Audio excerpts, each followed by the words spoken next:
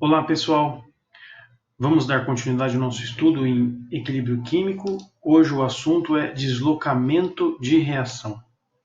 É um assunto bem recorrente em questões de vestibulares, testes ou escritas e apresenta uma interdisciplinaridade gigantesca com várias matérias: inorgânica, orgânica, físico-química, enfim.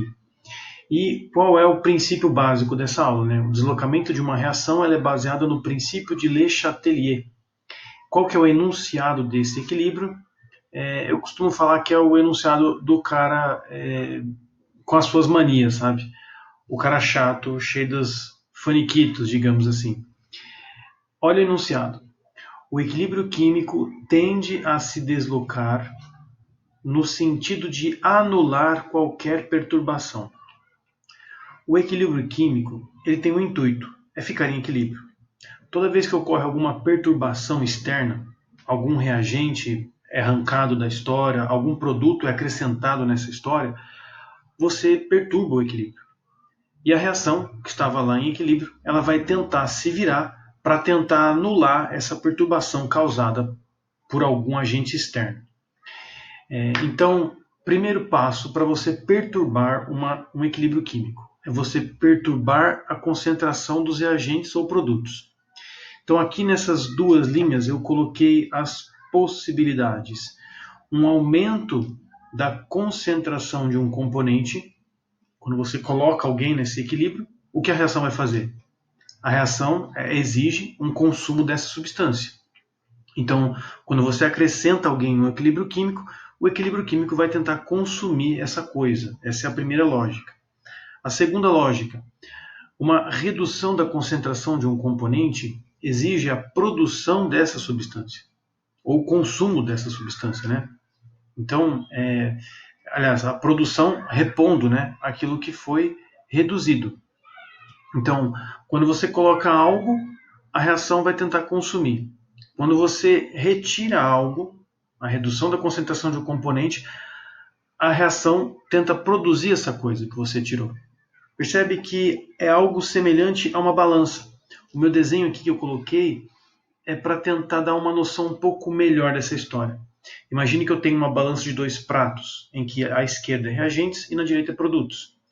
E aí vamos supor que eu queira manter esse equilíbrio sempre constante e parado. Isso prejudica um pouco o conceito químico, mas eu acho que tem um ganho na aula didático. Então, suponha que você acrescente reagentes. Como é que essa balança vai ficar? Ela vai começar a pesar para o lado dos reagentes. E aí, o que você, equilíbrio, vai fazer? Vai tentar jogar um pouco desses reagentes na forma de produtos para pesar o outro lado. Isso seria o deslocamento no sentido dos produtos. Então, quando você coloca, por exemplo, eu dei um exemplo de uma interpretação de uma questão. O aumento da concentração de reagentes. Ela vai deslocamento no sentido da onde? No sentido dos produtos. Porque uma vez que eu coloquei muito reagente, eu preciso dar um jeito de voltar a balança ao equilíbrio. Então, joga reagente para o produto e a situação se equilibra novamente. Agora, vamos supor que eu perturbe o equilíbrio colocando o produto agora. Aqui está a minha balança, eu coloco o produto, vai pesar para o lado dos produtos.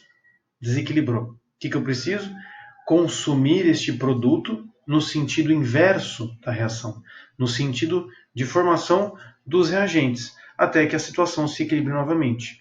Então, esta segunda interpretação que eu coloquei aqui, o aumento dos produtos provoca um deslocamento no sentido dos reagentes. Uma vez que eu aumentei produtos, manda para reagentes. Agora vem as interpretações desta segunda etapa, onde você diminui a concentração de um dos componentes. Diminuindo a concentração dos reagentes, o que você imagina na balança? Eu estou reduzindo os reagentes. Ele está ficando mais leve. Ele está ficando mais leve. Qual é o sentido do equilíbrio agora? Eu preciso repor o que foi retirado. Diminuir a concentração de reagentes, portanto, o deslocamento é no sentido dos reagentes de novo, pois eu retirei concentração deles. Então, a reação, o equilíbrio, vai tentar deslocar no sentido de anular a perturbação. Agora vamos supor que eu diminua a concentração dos produtos. Agora os produtos é que vão ficar mais leves e eles vão ficar mais elevados na minha balança. O que eu preciso agora para retomar o equilíbrio? Acrescentar produtos. Acrescentar produtos. Desloca no sentido dos produtos e o equilíbrio é estabelecido. Essas 4 frases que eu coloquei aqui em caixa alta são as interpretações dos exercícios referentes a perturbações na concentração. Então, resumindo rapidamente, aumentou reagentes, eu desloco para produtos. Aumentou produtos, eu desloco para reagentes. Diminuiu reagentes, eu desloco para reagentes. Diminuiu produto, eu desloco para produto. Esse seria o resumo mais simples possível, e aí cabe a você interpretar as consequências destes deslocamentos. Numa segunda etapa, nós temos as perturbações referentes à temperatura. Então, quando você altera a temperatura de um equilíbrio, primeiramente a constante vai sofrer uma completa perturbação, não vai ser mais dado uma constante de equilíbrio. Mas você pode modificar a concentração dos reagentes ou dos produtos se tiver interpretado o sentido da reação. É muito importante nesse ponto agora uma base de termoquímica em que as setinhas aqui em equilíbrio vão ser usadas didaticamente para dizer se a reação é endo ou exotérmica. Neste exemplo, eu estou considerando que a reação direta é endotérmica e a reação inversa é exotérmica. Esta interpretação você precisa fazer no exercício. Pode ser que modifique, pode ser que seja exotérmica direta e endotérmica inversa. Isso pode alterar, depende da sua interpretação nas matérias de ΔH. Lembrando, ΔH positivo, endotérmico, ΔH negativo, exotérmico. Feita essa interpretação, vamos à perturbação. Um aumento da temperatura da reação, ela vai favorecer qual tipo de reação? Você está elevando a temperatura, você está aumentando a agitação das moléculas. Isso favorece a reação endotérmica, que precisa de energia para reagir. Então é muito importante esse seu entendimento de qual parâmetro que foi modificado favorece que tipo de reação. O aumento da temperatura favorece a reação endotérmica. Agora, quando você resfria a reação, você diminui a agitação molecular, você favorece reações exotérmicas, porque aí existe lugar para eliminar essa energia. Então, uma redução na temperatura da reação favorece a reação exotérmica. A primeira sentença é mais fácil de entender, de que a temperatura elevada favorece a reação endotérmica. O contrário já não é tão fácil de compreensão, pois eu tenho que imaginar a ausência de energia, né? Então é meio confuso, mas procure memorizar essas consequências, faça a interpretação da equação, e aqui embaixo tem as possíveis respostas que você pode dar nos exercícios. Supondo que você faça um aumento na temperatura, você vai no exercício, verifica o sentido da reação endo e exo e fala que vai rolar um deslocamento. Eu aumentei a temperatura, desloca no sentido endotérmico. E o endotérmico, no caso, seria no sentido desse caso, produtos. Não vou nem escrever aqui, porque isso aqui é um resumo. Então, aumentei a temperatura, desloca no sentido do endotérmico. Neste exemplo que eu fiz, é para produtos. Diminuição da temperatura, desloca no sentido exotérmico. E nesse caso, exotérmico é para a esquerda. Então, é simples. Aqui são poucas palavras que resumiriam essas perturbações da temperatura.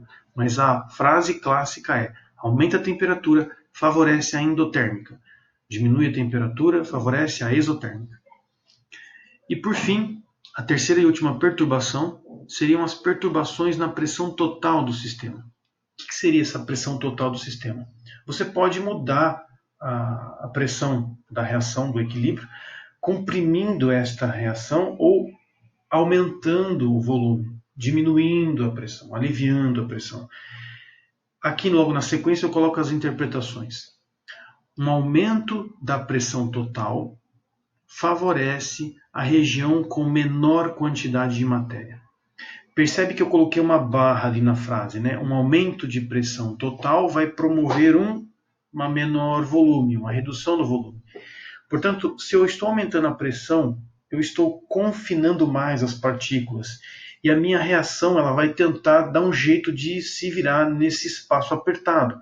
Portanto, o equilíbrio químico vai deslocar no sentido de menor matéria, para ela se resumir, para ela se compactar. Agora, se eu reduzo a pressão, portanto, eu estou aumentando o volume, eu estou aliviando a pressão, eu favoreço o equilíbrio a dominar mais o espaço. Então, eu vou deslocar a reação no sentido de aumentar a quantidade de matéria.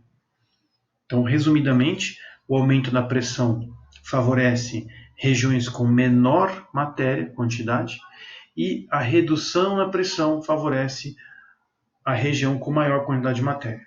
Eu digo região por seria região dos produtos ou região dos reagentes. Tomei como base aqui um exemplo em que nós temos duas moléculas A reagindo com uma C, produzindo em equilíbrio B e D. Fazendo a contagem da quantidade de matéria dos produtos e reagentes, eu faço apenas a somatória do número de mols. Temos 3 mols de componentes nos reagentes e 2 mols de componentes nos produtos. Olhando para essa reação em equilíbrio, neste exemplo, eu tenho uma menor quantidade de matéria em produtos. E eu tenho uma maior quantidade de matéria nos reagentes. Portanto, um aumento na pressão, você diminui o volume, você tem um deslocamento no sentido de menor matéria, que nesse caso é produtos. Então, vou até corrigir aqui, né? Não queria colocar um exemplo prático, eu tenho que colocar um resumo. Então, aqui em vez de produtos, eu vou colocar desloca no sentido de menor quantidade de matéria. E no caso, se eu alivio a pressão, eu diminuo a pressão, eu aumento o volume, eu desloco no sentido de maior quantidade. Maior quantidade de matéria, que no caso é para reagentes. Então, tanto na parte da endotérmica quanto na exotérmica, é importante você previamente estabelecer se o equilíbrio é endo ou exo e qual é a quantidade de mols em reagentes e produtos, para aí você tomar a decisão da sua interpretação. Feito essas análises, vai ficar tranquilo as suas respostas. 2 ressalvas. Primeiro, numa situação de pressão total, quando você aumenta a pressão total e a quantidade de mols de reagentes e produtos é igual, não ocorre deslocamento. De novo, hein? Quando você tem a quantidade de reagentes igual à quantidade de produtos, não ocorre alteração, não ocorre deslocamento de equilíbrio se você aumentar ou diminuir a pressão, porque não existe uma região de maior ou menor quantidade de matéria. Essa é a lógica. Pode ser que você encontre problemas desse tipo nos exercícios. E, por fim, o mais difícil de todos seriam deslocamentos de equilíbrio envolvendo reações paralelas. Vamos supor que eu tenho uma reação da seguinte forma, né? Eu tenho H+,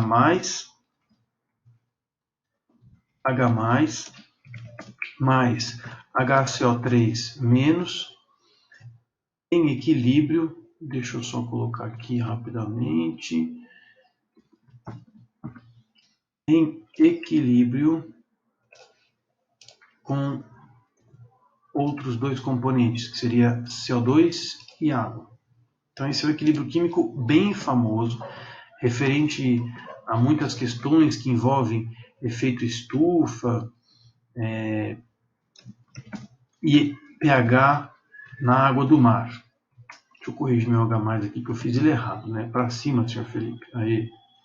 Então, vamos supor que eu tenho esse equilíbrio e eu estou estudando as perturbações possíveis nesse equilíbrio que existe no mar e tudo mais. Aí você vê que tem H+, tem água e CO2, e aí eu coloco base, OH-. Aí você olha para a reação e você fala, professor, não tem OH- na reação, como é que faz? Não faz, você reage. O OH- é uma base, e ele vai reagir com H+, ele vai arrancar o H+ dessa reação. Opa, se eu estou arrancando o H+, eu estou diminuindo, neste caso, a concentração dos reagentes. O NaOH, hidróxido de sódio ou uma base, ele vai reagir com uma parte da minha reação. Esse é o problema, reações paralelas. Pode ser que algum das substâncias adicionadas em um equilíbrio químico não esteja diretamente ligada com o equilíbrio. Não seja nem reagente nem produto, mas vai reagir ou com reagente ou com produto. Nesse caso que eu estou ilustrando, adicionando o OH-, você elimina o H+, você diminui a concentração de H+, você faz o equilíbrio forçadamente ficar mais pesado em produtos, portanto eu tenho que deslocar para reagentes nesse exemplo que eu acabei de dar. Ok? Sei que a aula foi muito rápida, mas são muitas informações para serem compactadas. Volte o vídeo, pause, faça as anotações e bora exercício. Valeu!